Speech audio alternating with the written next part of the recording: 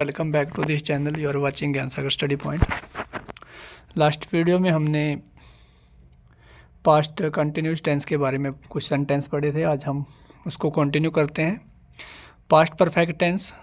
Past perfect tense की मैं सबसे पहले पहचान बता देता हूँ। इसकी पहचान के लिए हमें सब्जेक्ट होता है, फिर हम हेड लगाते हैं, हेल्पिंग वर्ब, फिर वर्ब की थर्ड फॉर्म और उसके बाद ऑब्जेक्ट। बस यही इसका एक हेड और वर्ब की थर्ड फॉर्म, ये इसका मेन होता है। इसमें हेड और वर्ब की थर्ड फॉर्म लगती है। तो उसके बाद जैसे हम सेंटेंस को देखते हैं कि जिन शब्दों के पीछे लिया, दिया, किया या कोई वर्ड जो चुका था, चुकी थी, चुके थे, इस तरह के जो सेंटेंसों के पीछे वर्ड आते हैं तो वहाँ से हम हिंदी में उन वर्डों का पता लगा पाते हैं कि ये कौन सा टेंस है। जिनके पीछे चुका था, चुकी थी, चुके थे, ये सेंटेंस वर्ड आते हैं, वो लिया, दिया, लिया था, ली थी, किया था, जो काम हो चुका हो उसके बारे में, तो वो पास्ट परफेक्ट टेंस होता है। जैसे माता जी ने गीता पढ़ ली थी, mother had read the Gita, तो mother had read the Gita, तो ये सेंटेंस बनेगा कि माता जी ने पढ़ ली थी। तो ये पास्ट की बात कर रहे हैं। सेकंड सेंटेंस देखते हैं, वह पत्र लिख चुका था। अब देखो, अब मैंने बताया था कि चुका था, चुकी थी आते थे। हमें जब भी जिन बच्चों को पता नहीं चलता कि सेंटेंस कौन सा है, तो ये लास्ट के दो वर्डों से पता चल जाता है कि सेंटेंस हमारा कौन सा है। अब देखो, चुका था, चुके थे, चुकी थी, तीन ये शब्द याद कर लो तो उससे हमें पास्ट परफेक्ट टेंस की याद हो जाएगा कि हेड आएगा, वर्ब की थर्ड फॉर्म आएगी, उसके बाद हमारे सब्जेक्ट और ऑब्जेक्ट तो होते ही हैं। तो he had written the letter. अगर हम इसी सेंटेंस को पैसिव वॉइस में बनाना चाहें तो इसका बनाएंगे, the letter had been, had के साथ बीन लग जाएगा, रिटन बाय हिम। अब देखो, ये इधर जो ऑब्जेक्ट था वो सब्जेक्ट बन गया, जो सब्जेक्ट था वो ऑब्जेक्ट बन गया, और बीच में जो ये हेड के साथ बीन जोड़ दिया, और इसमें ज़्यादा कुछ नहीं करते। सबसे ईजी सेंटेंस यही है।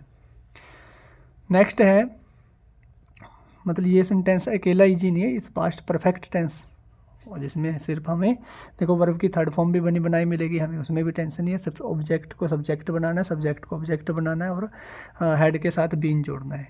बस ये ध्यान रखना। उन्होंने मैच जीत लिया था, लिया था, किया था। They had won the match, they had won the match, match जीत लिया था। अब इसी सेंटेंस को अगर हम पैसिव वॉइस में बनाना चाहें, मैच जीता गया था, मैच हैड बीन वोन, मैच हैड बीन वोन। देखो यहाँ पर द मैच हैड बीन वोन होगा, द मैच हैड बीन वोन। तो ये देखो, आप लोग देख रहे होंगे कि यहाँ पर बाय दैम क्यों नहीं लगाया, बाय दैम क्यों नहीं लगाया।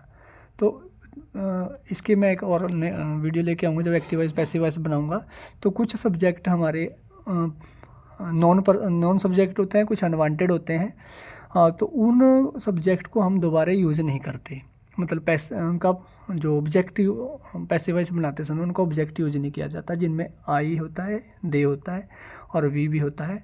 ये कुछ ऐसे वर्ड हैं जिनको हम पैसिव वॉइस में दोबारा प्रयोग नहीं करते। तो मैं आपको पैसिव वॉइस करवाऊँगा, तब उसके बारे में आपको बताऊँगा अनवांटेड सब्जेक्ट कौन से होते हैं और तो ये नॉन सब्जेक्ट कौन से होते हैं।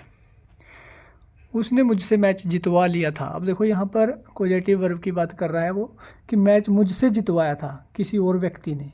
She had made me win the match. अब देखो, सी की जगह ही भी लिख सकते हैं, तो यहाँ पर कोई जेंडर स्पेसिफाई नहीं किया गया। He had made me win the match. तो इस तरह से हम इसको सेंटेंस को बना सकते हैं, she had made me win the match. तो मुझसे मैच जितवाया। अब उस देखो निचले वाले सेंटेंस में उसने मैच जितवा लिया था। अब किससे जितवाया है उसका कोई नाम में मेंशन नहीं है, तो यहाँ पर हम दोबारा से फिर इसको देखो, she had got the match won, she had got the match won. तो इस तरह से हम सेंटेंस को कर सकते हैं। नेक्स्ट तो ये हमारे आज का ये लास्ट सेंटेंस था। तो अगर आप हमारे चैनल पर न्यू हो तो चैनल को सब्सक्राइब कर लें, उस तरह की वीडियो मैं आपको प्रोवाइड कराता रहता हूँ। तो नेक्स्ट उसमें हम और से इंग्लिश स्पीकिंग के जो सेंटेंस हैं वो उस व्यू पॉइंट से आपको नए सेंटेंस करवाऊँगा। तो मिलते हैं नेक्स्ट वीडियो में, और वीडियो अच्छी लगे तो वीडियो को लाइक करो और चैनल को प्रमोट करने में मेरी मदद करो। Thank you. जय हिंद, जय भारत।